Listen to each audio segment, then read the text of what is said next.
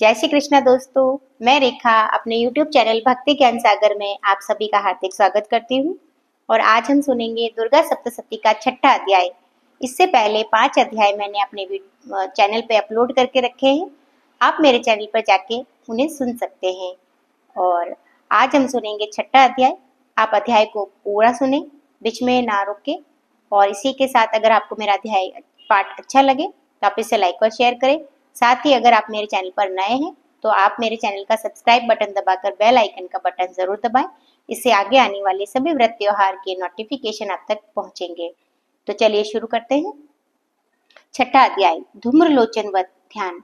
मैं सर्वेश्वर भैरव के अंग में निवास करने वाली परमोत्कृष्ट पद्यावती देवी का चिंतन करता हूँ। वे नागराज के आसन पर बैठी हैं।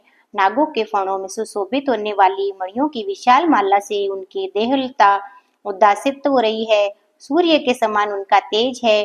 3 नेत्र उनकी शोभा बढ़ा रहे हैं। वे हाथों में माला, कुंभ, कपाल, कमल लिए हुए हैं तथा उनके मस्तक में अर्धचंद्र का मुकुट सुशोभित है। ऋषि कहते हैं, देवी का यह कथन सुनकर दूत को बड़ा अमर्ष हुआ। उसने दैत्यराज के पास जाकर सब समाचार विस्तार पूर्वक कह सुनाया। दूत के उस वचन को सुनकर दैत्यराज कुपित हो उठा। दैत्य सेनापति धूम्रलोचन से बोला, धूम्रलोचन, तुम शीघ्र अपनी सेना साथ लेकर जाओ और उस दुष्टा के केश पकड़कर घसीटते हुए उसे बलपूर्वक यहाँ ले आओ।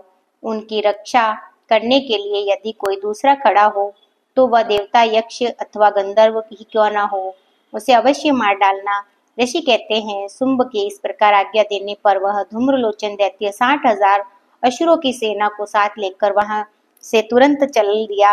और वहां पहुंचकर उसने हिमालय पर रहने वाली देवी को देखा और ललकार कर कहा, अरे तू शुंभ निशुंभ के पास चल। यदि तू इस समय प्रसन्नता पूर्वक मेरे स्वामी के समीप नहीं चलेगी तो मैं बलपूर्वक झोटा पकड़कर घसीटते हुए तुझे ले चलूंगा। देवी बोली कि तुम्हें दैत्यों के राजा ने भेजा है। तुम स्वयं भी बलवान हो, तुम्हारे साथ विशाल सेना भी है। ऐसी दशा में यदि मुझे बलपूर्वक ले चलोगे तो मैं तुम्हारा क्या कर सकती हूँ। ऋषि कहते हैं, देवी के यो कहने पर असुर धूम्रलोचन उनकी ओर दौड़ा। अंबिका ने हूँ शब्द के उच्चारण मात्र से उसे भस्म कर दिया। फिर तो क्रोध में भरी हुई दैत्यों की विशाल सेना अंबिका ने एक दूसरे पर तीखे सायों को और शक्तियों तथा फरसों की वर्षा आरंभ की। इतने में ही देवी का वाहन सिंह क्रोध में भरकर भयंकर गर्जना करके गर्दन के बालों को हिलाता हुआ असुरों की सेना में कूद पड़ा। उसने कुछ दैत्यों को पंजों की मार से, कितनों को अपने जबड़ों से, कितने ही महादैत्यों को पटक कर ओट की दाढ़ों से घायल करके मार डाला। उस सिंह ने अपने नखों से कितनों के पेट फाड़ डाले, थप्पड़ मारकर कितनों के सिर धड़ से अलग कर दिए, कितनों की भुजाएं, मस्तक काट डाले। अपनी गर्दन के बाल हिलाते हुए उसने दूसरे दैत्यों के पेट फाड़कर उनका रक्त चूस लिया। अत्यंत क्रोध में भरे हुए देवी के वाहन व उस महाबली सिंह ने क्षण भर में असुरों की सारी सेना का संहार कर डाला। शुंभ ने जब सुना कि देवी धूम्रलोचन असुरों को मार डाला तथा उसके सिंह से सारी सेना का सफाया कर डाला, तब उस दैत्यराज को बड़ा क्रोध हुआ। उसका ओठ कांपने लगा।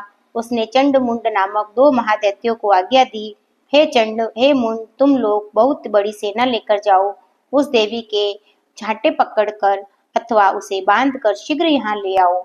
यदि इस प्रकार उसको लाने में संदेह हो तो युद्ध में सब प्रकार के अस्त्र शस्त्रों तथा समस्त आसुरी सेना का प्रयोग करके उसकी हत्या कर डालना। और उस दुष्टा की हत्या होने पर तथा सिंह के भी मारे जाने पर उस अंबिका को बांध कर साथ ले शीघ्र ही लौट आना।